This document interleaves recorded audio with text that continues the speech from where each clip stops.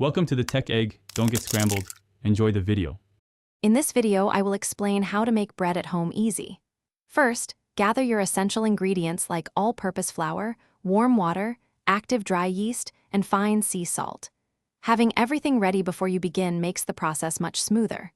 Always check your yeast's expiration date to ensure it is active, which is crucial for a good rise. Precise measurements are key to achieving the perfect texture and flavor in your homemade loaf. Now let's mix and knead.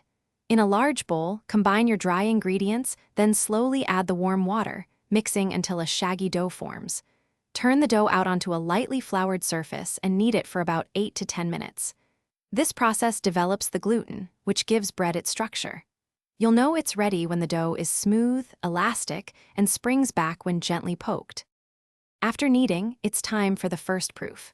Place the dough in a lightly oiled bowl, cover it, and let it rise in a warm spot until it has doubled in size, usually for 1 to 1.5 hours. Gently deflate the risen dough, then shape it into your desired loaf. Place it in a greased loaf pan or on a baking sheet for a second, shorter proof, allowing it to rise again for about 30 minutes.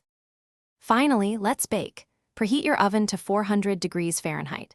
Bake the bread for 30 to 35 minutes, or until the crust is a beautiful golden brown and the internal temperature reaches 200 degrees Fahrenheit.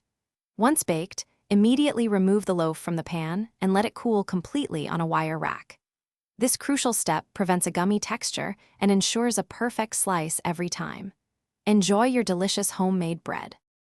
Thanks for watching. Consider subscribing if I helped unscramble your problems.